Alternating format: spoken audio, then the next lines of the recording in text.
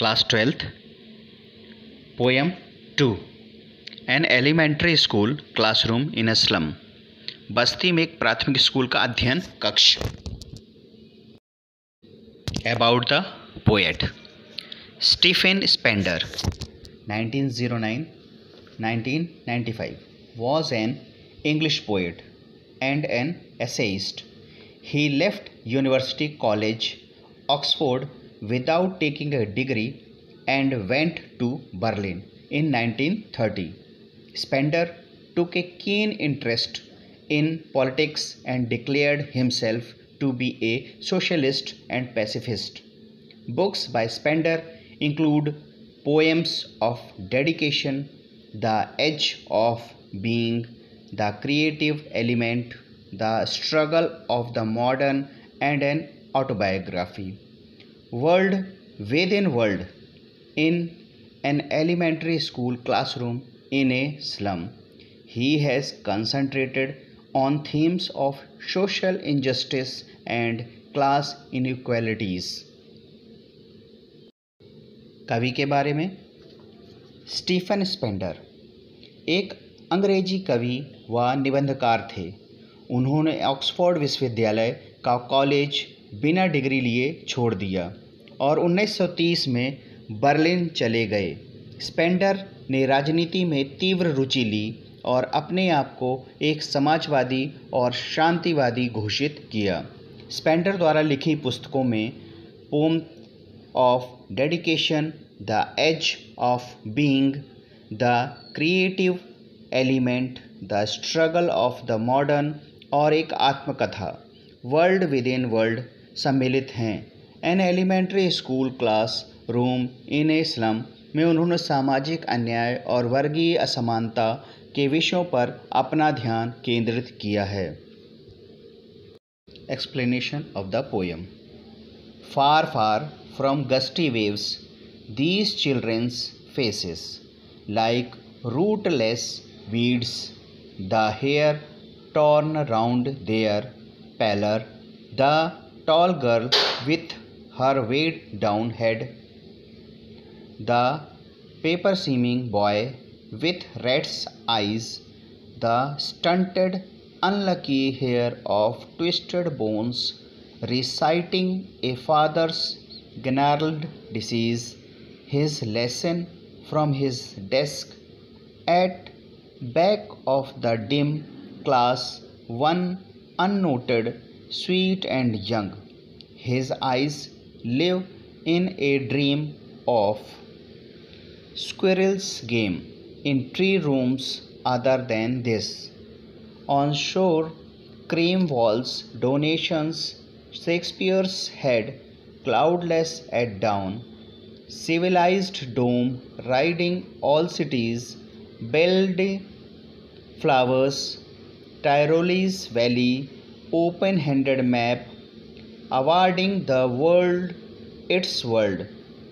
And yet, for these children, these windows, not this map, their world, were all their futures painted with a fog. समुद्र की तूफ़ानी लहरों से दूर इन बच्चों के उदास चेहरों पर बेतरतीब बिखरे हुए बाल बिना जड़ों के फालतू जंगली पौधों के समान दिखाई देते हैं. वह लंबी लड़की अपने सिर को उदासी से नीचे झुकाए हुए है. वहाँ बैठा नाजुक पतला सा चूहे जैसी आँखों वाला लड़का जो अविकसित है और वह छोटे कद का टेढ़ी मेढ़ी हड्डियों का उत्तराधिकारी है. वह अपने डेस्क से अपना पाठ नहीं परंतु अपने पिताजी की ग्रंथि युक्त बीमारी को दिखा रहा है. धुंधली कक्षा के पीछे एक प्यारा सा युवा बैठा है जिस पर किसी का ध्यान नहीं गया है. उसकी आँखों में सजीव सपने दिखाई पड़ते हैं. वह नीरस और उबाऊ कक्षा के बाहर खेले जाने वाले खेलों का सपना देखता है.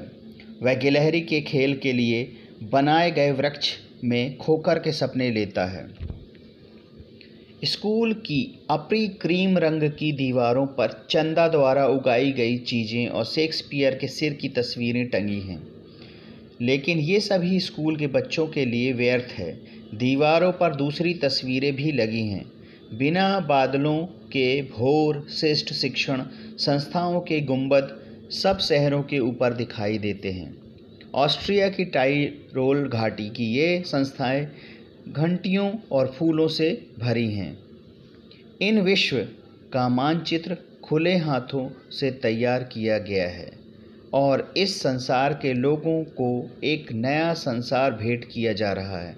लेकिन गंदी बस्ती के इस स्कूल की कक्षा के इन बच्चों के लिए वह संसार उनका अपना नहीं है। उनकी तो ये उनके कक्षा की खिड़कियां ही अपनी हैं। इस स्कूल के बच्चों का भविष्य अनिश्चितता के ब्रश से पोत दिया गया है। A narrow street sealed in with a lead sky, far, far from rivers, capes, and stars of words. Surely Shakespeare is wicked, the map a bad example, with ships and sun and love tempting them to steal for lives that still turn in their cramped holes from fog to endless night. On their slag heap these children wear skins peeped through by bones and spectacles of steel with mended glass like bottle bits on stones. All of their time and space are foggy slum, so blot their maps with slums as big as doom. वे बच्चे अपनी भविष्य की अनिश्चितता वाली तंग गलियों में घिर गए हैं और उनको एक धूसर नीले आकाश ने चारों ओर से घेर लिया है। ये सभी इस गंदी बस्ती के स्कूल के कक्षा में बच्चों इस तंगी और घुटन के शिकार हैं।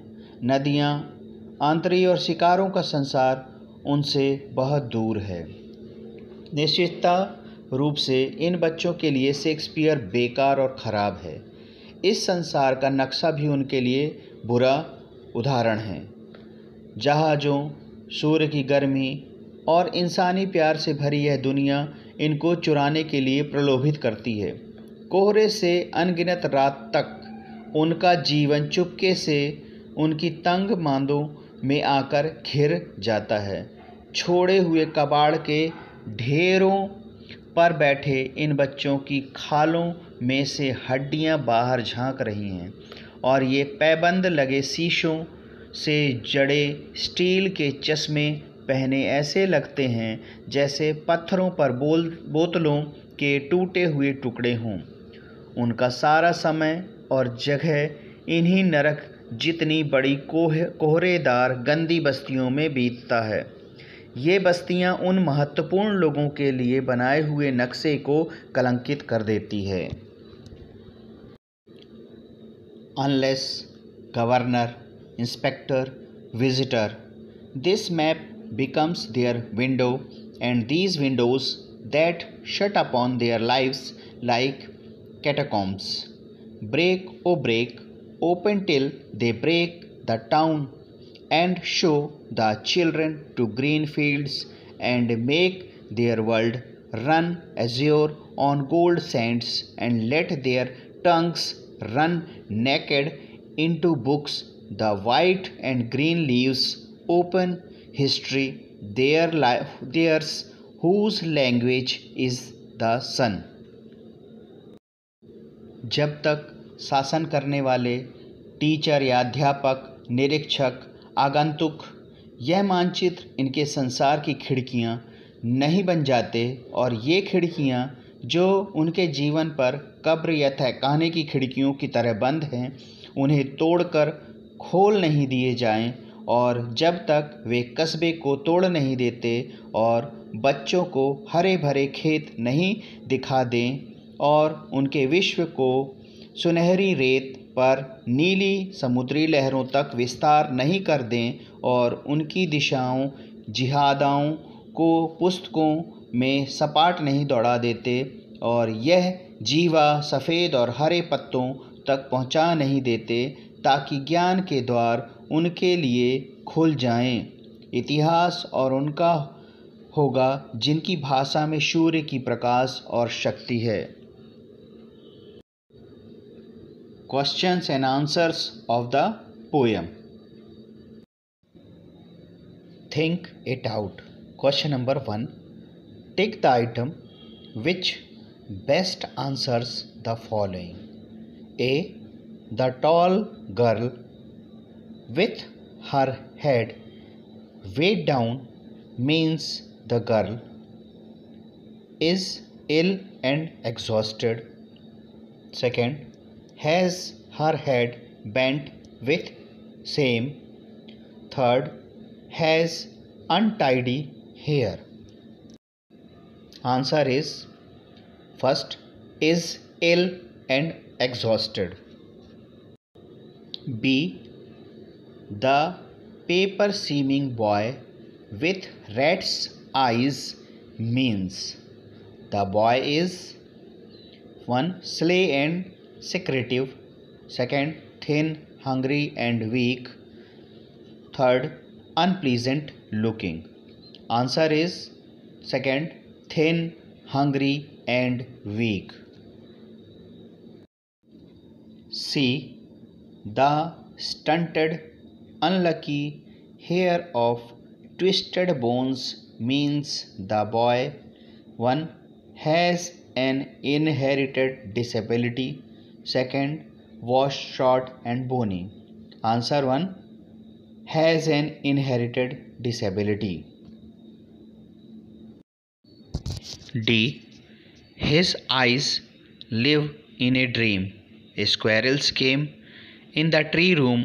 Other than this means the boy is 1.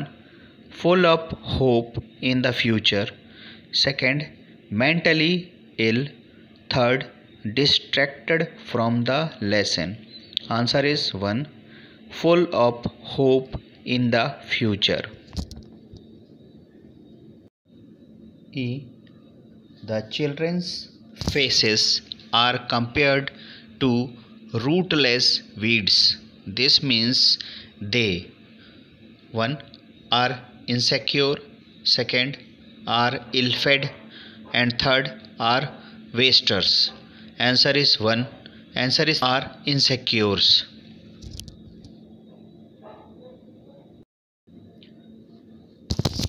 Question number 2. What do you think is the color of sour cream? Why do you think the poet has used this expression to describe the classroom walls? आपको क्या लगता है कि सोर cream का रंग क्या है?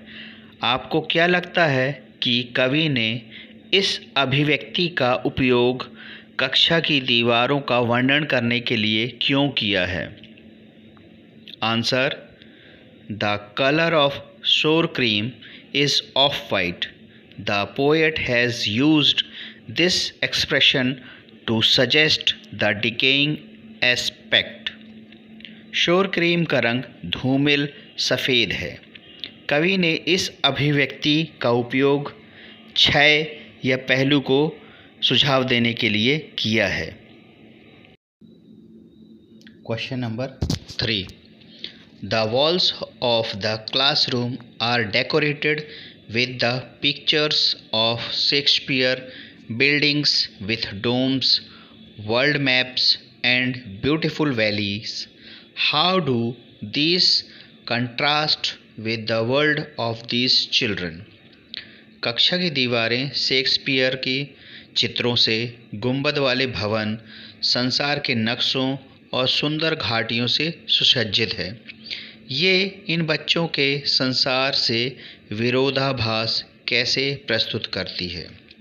Answer: These pictures beautifully contrast with the world of these children. These pictures means beauty, progress, prosperity, etc. But these slum children have no meaning and no purpose for them because they live in extreme poverty.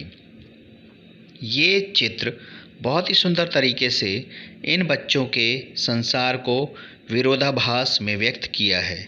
इन चित्रों का अर्थ है सुंदरता, उन्नति, समृद्धशाली इत्यादि, लेकिन इनका इन गंदी बस्तियों के बच्चों से कोई मतलब नहीं है क्योंकि वे अत्यधिक गरीबी में जीते हैं। Question number 4. What does the poet want for the children of the slums? How can their lives be made to change? कवि गंदी बस्ती के बच्चों के लिए क्या चाहता है? उनके जीवन को कैसे बदला जा सकता है? Answer: They can change their lives if they are shown green fields and their world is made to run azure on gold sun. The dirty surroundings must be removed. Then only they will land in a world full of progress and prosperity. Then there will be no social injustice. वे अपने जीवन को बदल सकते हैं यदि उन्हें हरे भरे खेत दिखाए जाएं और उनके विश्व को सुनहरे रेत पर नीले आकाश की तरह बनाएं, गंदे वातावरण को वहां से हटा दें, तभी वे उन्नति और समृद्धशाली संसार में रह पाएंगे। तब वहां पर सामाजिक अन्याय भी नहीं होगा। ये था क्लास 12th पोएम 2 का an elementary school classroom in a slum का एक्सप्लेनेशन और इसके क्वेश्चन आंसर्स। अगर आप सभी को ये वीडियो अच्छा लगा हो तो इसे लाइक और शेयर करिएगा। आप मेरे चैनल को सब्सक्राइब कर लीजिएगा। जब भी मेरा कोई भी नया वीडियो अपलोड होगा तो आपको इसका नोटिफिकेशन आपको मिल जाएगा। Thank you.